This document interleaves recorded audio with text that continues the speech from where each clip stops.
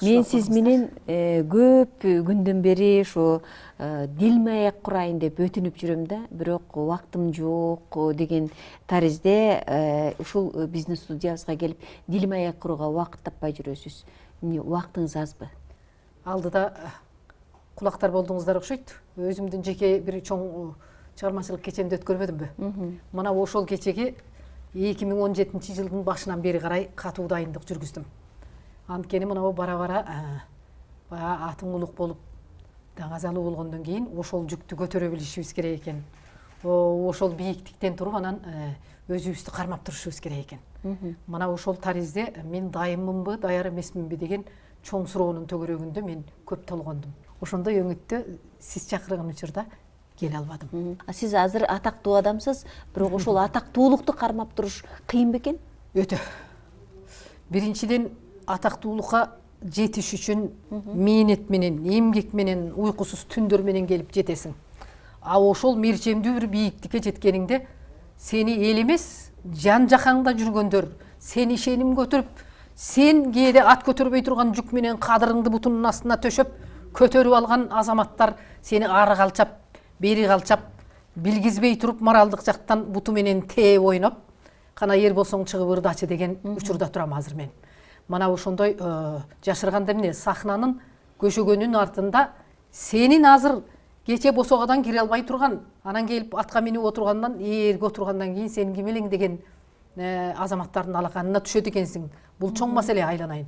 Көп жетекчинин колунан өтүп келе жаткан ырчы катарында ушул жолу дагы ушул көп түйшөлүп, көп чайналып, көп ийилип, көп сынып атып, анан эптеп демимди жыйнап концерт бердим. Мына сиз азыр Кыргызстанда эң атактуу адамдардын бирисиз. Мамлекеттик деңгээлде бардык сыйлыктардын ээсисиз. Бирок ошентсе дагы карабай, дайыма жаңы ырларды, жаңы обондорду ырга салып ырдоого, ошону менен артыңызда келатканбы, же башка эле жалпы коомго үлгү көрсөтүүгө аракеттенип келе жатканыңыз көрүнүп турат да. Буга дем берген эмне? Тынчтык бербеген талантпы, көксөгөн максатка жетүү үчүн талпынуубу, же бир кезде сизди көрө албаган, бут тоскон адамдарга өз талантыңыздын деңгээлин көрсөтүү аракетиби? Баракелде. Буга сиз айткан ойдун баардыгы кирет. Эчен өлүп, эчен тирилткен чыгармачыл чөйрөнүн тегирмени тузу өтө оор. Анан ошон үчүн намыс деген чоң нерсе бар. Ошол чоң сахнанын чоң төрүндө жүргөндөн кийин албетте намыс аны муну эсине албай деле кирип чыгып айлык алып жүргөндөр жок эмес арабызда. Бирок мен ошол ар күнү босогон аттап киргенде ырматылык эстекем айткандай бысмылда деп жакамды ичимен кармап Кудайга жалынып кирем. Ар жолу элдин алдына чыкканда чындап өзүңдүн абийириң менен, ыйманың менен сүйлөшүп алып туруп чыгасың. Жөн жай чыга бере турган сахна эмес да ал. Мана ошон үчүн биринчиден адам мен ойлоймун өзүнүн алдында адал болуш керек. Ар бир киши, чыгармачыл адам. Кийинки кезде Кыргызстанда эл артистleri деген атактуу наамдар барлар көбөйдү. Бирок ачык айтышыбыз керек, рухий азыктын тайыздыгы, аздыгы өкүндүрүп турат да. Ушул адамдар менен сүйлөшө келгенде, чыгармалары менен тааныша келгенде өкүндүрөт да. Бул мезгилдин өкүмүбү ушундай адамдардын көбөйгөнү? Же рухий азык адамзатты өстүргөн, өнүктүргөн негизги күч экендигин тааныбай баратабы? Кандай дейсиз? Сиз өтө азыр мына олуттуу суроонун үстүндө ой калчап өттүңүз. Чыгармачыл чөйрө биздин муун билген боюнча өтө өзүнө өзү биринчиден сергек караар эле.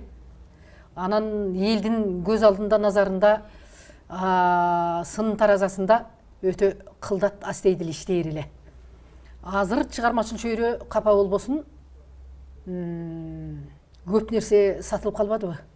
Мына базар экономикасына өткөнүбүздөн пайдаланып, бирок мен ойлойм баары сатылыш керек, руханий дүйнө бул сатылбаш керек да. Бирок талантты сатып алуу мүмкүнбү? Мүмкүн эмес. Чыныгы дарынды Кудай Тааладан, табияттан жаралган өнөр адамы ал өзүнүн керемет бир машакаттуу, бирок жагымдуу түйшүктөрү менен артынан ээрчип келиш керек да. Муну сыйлык деген кубалап жетет. Мисалы мен 92-жылы эмгек сиңирген наам дегенди аласың дегенде мага көп нерсе бүдөмүк, көп нерсе бир мындай бир сюрприз болуп, бейтааныш болуп учурап, барып туруп анан ак үйдүн 7-кабатынан мындай ойдо жок жерден чыгып туруп эмгек сиңиргенди алгам мен.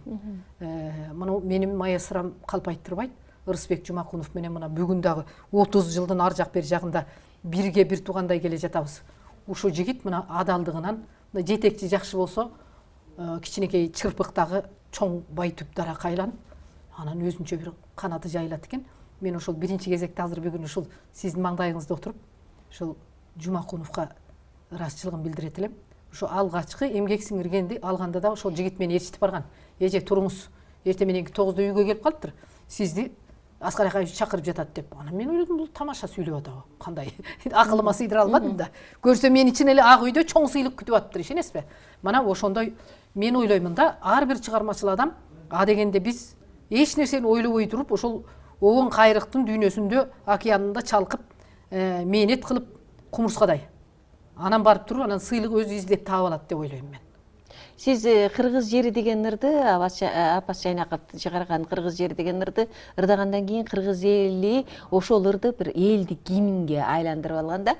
Бирок ошол ырды ырдагандан кийин кандайдыр мамлекет башчыларынын көзүнө көрүнүп, ошондон кийин көпчүлүк мамлекеттик сыйлыктарды, мамлекеттик ардак наамдарды алды. Буга Саламаттын таланты эмес, жеке бирөөгө жагып калгандыгы негиз түзгөн деп айтышат. Ошонун чындыгы барбы? Чындыгы бар.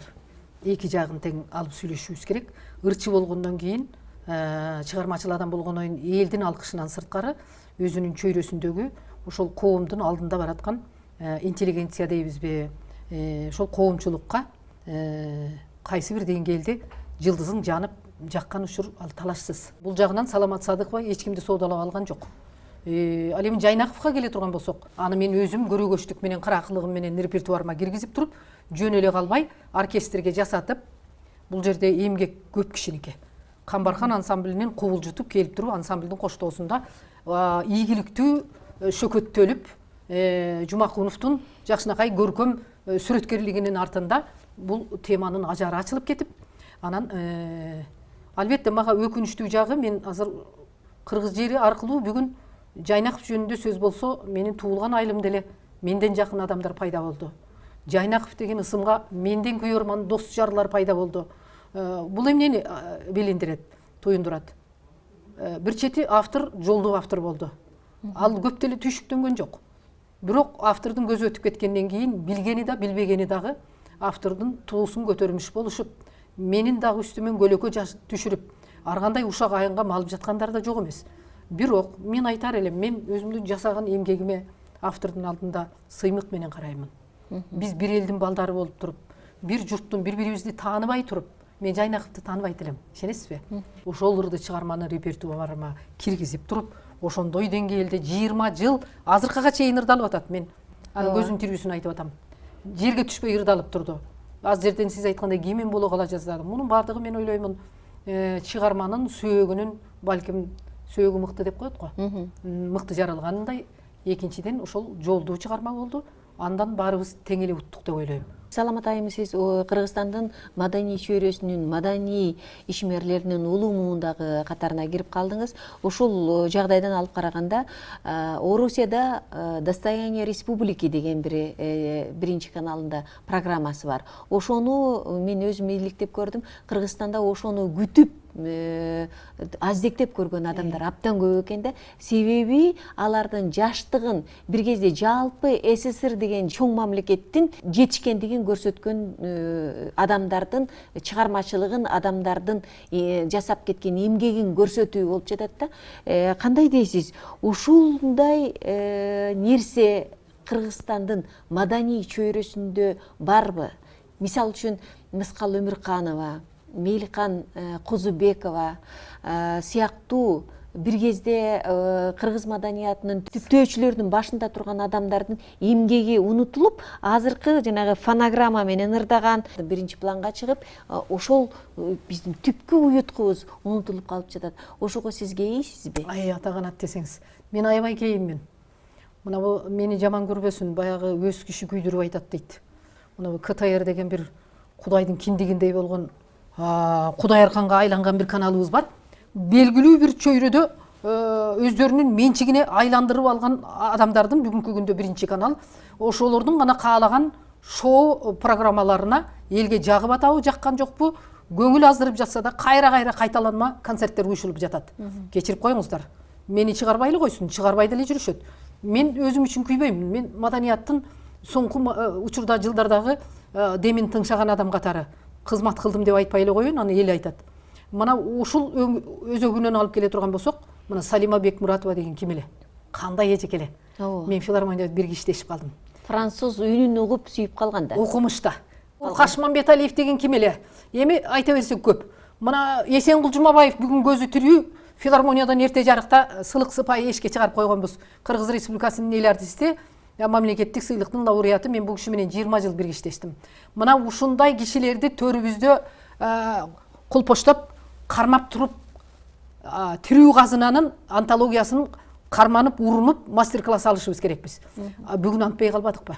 Бүгүн ким каалаган 4-5 биригип эле чалмакейди чалып, долбоор дейби, эмне дейт, ушундай шоу программалар элдерге де эл араласак деле айтат. Бизге жакпайт дейт. Ошо айтпайсыңарбы дейт. Бизди тыңшабайт алар. Мына ошонун соңарында сиз айткандай, мынау салттык, анан эмне дегендерди коюп алып, жасалма дипломдорду алып, акчасына көпкөн көпүрүлгөндөрдүн доору болуп жатат. Негизи сиз айткандай, муну маданият министрлиги түздөн түз өзү бир көзөмөлгө алып, ошол кайсы гана топ болбосун, кайсы гана аткаруучу болбосун, анын айтайын деген жомогу элге сиңе турган жомокпу? Тартып аткан чоору эл уга турган сыбызгы болуп жатабы? Мына ошону көзөмөлгө чындап илгеркидей кылдаттык менен мынтип таразадан өткөрбөй калды. Редколлегия, комиссиялар келер эле. Бизде мына кече эле бир 10-15 жыл мурун программа тапшырат элек, калчылдап туруп турат элек. Раматылык Жумакматов баш болуп. Бул Жумакматов келе жатканда филармониянын сахнасында анча-мынча директор, азыр бизде кечирип коюңуздар, директорлорубуз дагы башкы дирижер, көркөм жетекчи.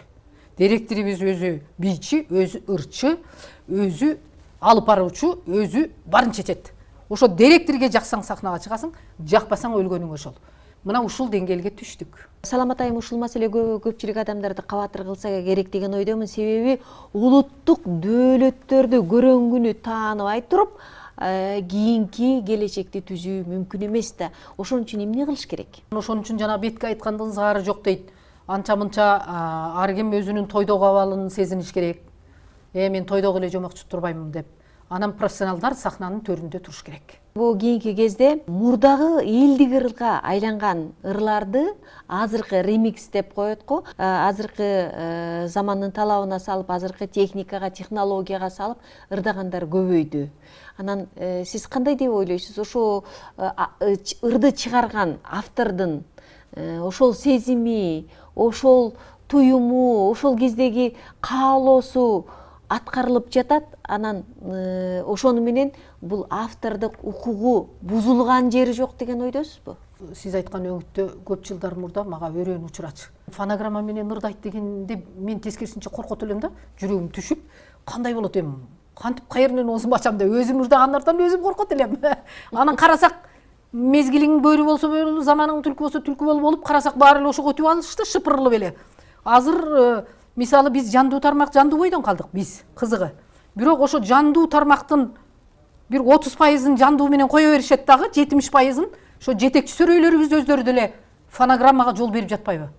Ошол эле сахнада 70% концерт фонограмма болуп, 30% биз чыгып, анан тең салмактуулук жок болуп, биз кээде өкүнүп калып атабыз. Андай болсо биз деле фонограмма менен чыксак болмок экен депчи.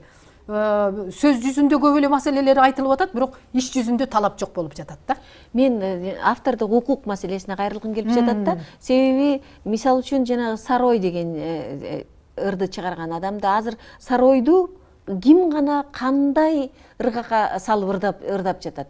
Андан башка жанагы чыныгы авторлору белгилүү ырларды деле ошондой компьютердин тилине салып башкача ырдап жатышат да. Ошондо булардын автордук укугу бузулган жокпу деген маселе көп ойлонтот да. Туура айтасыз. Мына жаштар кийинки мезгилде продюсер, менеджер менен иштешип чектелип калып атат дагы. Бирок ошолор музыка эмне экенин түшүнбөйт да. Кээ бирде тилдери чайналып калып жатат. Кээ бирде ошонун жанагы тыбыштарын туура эмес айтып калып түшүнбөй жатышат. ырдап жатышат. Кыргыздын сөзүнүн бир уңгулары болот да. Созулуңку же бир ушундай ошондой кылдаттык маселелерге келгенде мүдүрүлүп калып атышат. Анан эл кап деп калып атышат. Ошол жагынан алганда автордун эле укугу эмес, бүтүндөй биздин улуттук элибиздин көрөңгөсүнө доо кетип жатат. Эмнегедир кыргыздын улуттук көрөңгөсүн түзгөн чыгармалар азыркы кезде бир жеңил желпи ырларга айланып бара жатат. Анан кийин бул жагдайдан алганда маданияттын көрүнүктүү ишмерлери, жаран катары, чыгармачыл адам катары, рухий азыкты алып жүргөн адам катары коомдо кандай үлгү болуш керек? Бул жагынан жооп бериш үчүн сиздин сурооңузга тескери карап отуруп эле кошок кошуп ыйлаш керек да. Ушундай абалга келип калдык. Аны айтып жатканымдын себеби мына бул жандуу тармакта 40 жылдан бери кырашып ырдап келе жаткан ырчы катары мен кээ бирде мына бул жетекчилерибиз бизде жыйын өткөндө бир маскара поздордун бир жанагы бир шуттардын бир образын элестетем. Алар элдин алдына чыгышты оңой олтоң өздөрү сунуштап жатат. Жөн эле отурган катардагы музыкант мисалы күндө өзүнүн нотасын издеп, ар бир партитуранын, ар бир теманын үстүндө иштеген музыкант менен элдин алдында бүтүндөй жекелей концерт берген жеке личность катарында артисттин жүзү бөлөк болот да.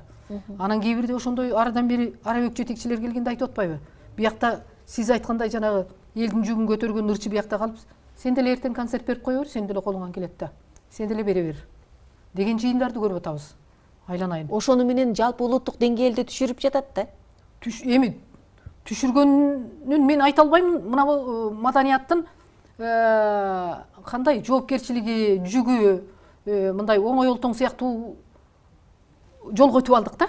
Мына чыгармачыл адамдар, мына солисттерден сурасаңыз, мисалы эмгек сиңирген артист алган, мына ошол Анарбек Ибраевди алалык мисалы да.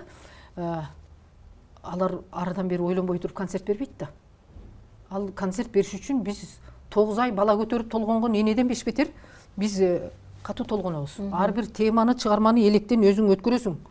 Ал директоруңдун акылы жетпесе дагы жетекчиңдин. Азыр мындай неме деген көркөм кеңеш деген болбой калды. Ачыгын айтайынбы? Илгери мына мен жаңы солист болуп келгенде менин эсимде биз жаңы жаш чыгып болуп турган учурубузда дагы деп оозубузду ачсак эл кол чабат эле да. Мен андайды азыр көрө элекмин. Ошондо дагы көркөм жетекчи бизди чакырып туруп маңдайына сиздей болуп отургузат эле мени. Кана ырдачы, эмнени ырдайсың дейт эле. Ошондон анан мен жанагы эстесе кет, күлгүн жаш, алымхан деген чыгармаларды баш кылып туруп анан ырдайт элем. Анан көркөм жетекчи ошол Эсенгул Жумабаев баш болгон Эчен кыйындардын колунан өттүк го биз. Ошол Раматылык Жумахматов бизди тескеп турду. Шалагыз Исабаевдардын көз алдынан өттүк. Келдибек Тургунбаевдардын элегинен өтүп жүрүп мына ушуга жеттик. Анан ошолор жактырып туруп анан ар бир неменин концерттик программанын ажарын, деңгээлин эмне менен ачат, ким улантат, ортосунда кандай кылып толуктайбыз, анан аягын ким жабат. Мунушунун бардыгы чоң электен өтөт эле. Азыр андай эмес. Сиз өзүңүздүн акыркы концертиңизге канча убакыт даярдандыңыз? Мен 1 жылдан ашык убакыт даярдандым. 2017-жылы планга кирген бул өзү. Мен ыраазымын, ошол коомчулук ушундай биздин мен аркылуу баягы улуттук маданиятка деген бир сыйын көрсөтүп, өзүмдө ошондой төгүлүп ырдадым. Эми Кыргызда нукура таланты бар, бирок бирөөгө жагына албаган, бирөөгө жакшы сөз айтып, күлүп сүйлөй албаган көпчүлүк сиңдилериңиз бир топ мындай атактанка ээ боло албай, элдин жакшы колдоосуна ээ боло албай жүрөт. Ошолорду өстүрөйүн деген оюңуз барбы? Мен чыгармачыл чөйрөдө көп жаштарды жөлөдүм. Бери дегенде кече мына Дамира Ниязбекова деген ордо сахнанын кашкайган солисти болуп, биздин даяр заготовканы биздин Камбархандын өңүтүндө адегенде туруп, дубалын тургузуп турганан түзүлгөн ансамбль. Кийин тез эле алар менчик болгон үчүн, жеке коллектив болгон үчүн репертуарды ал негизинен дээрлик биздин репертуар десем жаңылышпайм. Жаздырышты го. Мына ошол кызды биринчи өнөр сахнасына солист атантып биздин коллективге алып келген мен элем. Тушоосун кескенмин. Ошол эле эстрадалык жактан Гүлзинат Суранчиева деген кызды адегенде эч ким тааный элек учурда мына Дияр ресторанында ырдайт эле. Ушу кызды мен чоң сахнада 2004-жылы өзүмдүн жеке концертимде батамды берип сахнага алып чыккам. Мына бул чоң солист болуп чыкты. Биз бир көрсөтүп койсок анан радио, телевидение бизге окшогон саяпкерлерди унутуп калып эле өздөрү ата эне болуп алып жөнөшөт. Мына азыркы кийинки мезгилде дагы Айпери Кулбаеваны айтып өтөйүн. Түштүктөн чыккан мыктырчы кызды. Самара Каримова көп эле жолу менин батамды алып шоусун кесип жүрдүк.